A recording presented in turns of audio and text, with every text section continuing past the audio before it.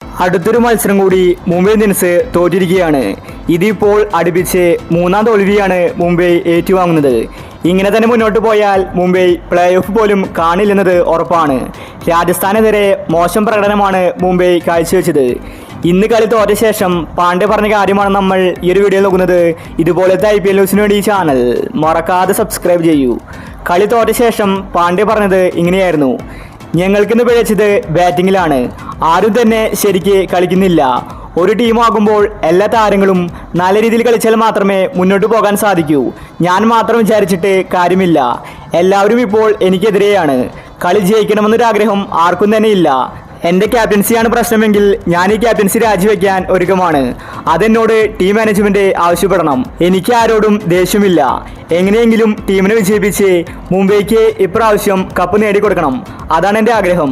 അതിനുവേണ്ടി എല്ലാവരും ഒരുമിച്ച് പോരാടണം. ഇന്ന് ഞങ്ങൾക്കെതിരെ ഉണ്ടായിരുന്നത് രാജസ്ഥാനായിരുന്നു. അവരുടെ ക്യാപ്റ്റൻ സഞ്ജുവാണ്. അതുകൊണ്ട് ഞങ്ങൾ കാര്യങ്ങൾ ശ്രദ്ധിച്ചാണ് മുന്നോട്ട് നീക്കിയത്. എന്നാൽ ഞങ്ങൾക്ക് പണി തന്നത് അവരുടെ ബൗളിംഗ് ആണ്. ട്രെൻഡ് ബോൾട്ടും ചഹലും മികച്ച രീതിയിൽ ബൗൾ ചെയ്ത് ഞങ്ങൾക്ക് പണി തന്നു. ഇപ്പോഴത്തെ മുംബൈ ടീമിൽ ഒരുപാട് പ്രശ്നങ്ങളുണ്ട്. അതെല്ലാം പരിഹരിച്ച് വരുന്ന മത്സരങ്ങളിൽ ശക്തമായിട്ട് തിരിച്ചു വരുമെന്ന് പാണ്ഡ്യ വ്യക്തമാക്കി. കളി തോറ്റാലും മുംബൈ ആരാധകർ ഹാപ്പിയാണ്. കാരണം പാണ്ഡ്യയുടെ അഹങ്കാരം മാറിക്കിട്ടിയെന്നാണ് അവർ പറയുന്നത്. രോഹിത് ശർമ്മ ക്യാപ്റ്റനായാൽ മാത്രമേ മുംബൈക്ക് സന്തോഷമുള്ളൂ.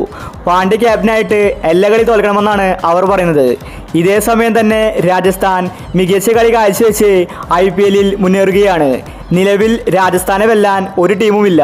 കളിച്ച 3 മാച്ചിലും രാജസ്ഥാൻ ജയിച്ചിരിക്കുകയാണ്. ഇവിടെ ക്രെഡിറ്റ് കൊടുക്കേണ്ടത് സഞ്ജുവിനാണ്. സഞ്ജു മികച്ച ക്യാപ്റ്റൻസിയാണ് കാഴ്ചവെക്കുന്നത്. ഇന്നത്തെ മത്സരത്തിൽ ചഹലും ബോൾട്ടും മികച്ച രീതിയിൽ ബൗൾ ചെയ്ത് മുംബൈ ഇന്ത്യൻസിനെ തോൽപ്പിച്ചിരിക്കുകയാണ്. അപ്പോൾ ഇന്നത്തെ കളിയെ പറ്റി നിങ്ങളുടെ അഭിപ്രായങ്ങൾ താഴെ കമൻറ്റ് ചെയ്യുക.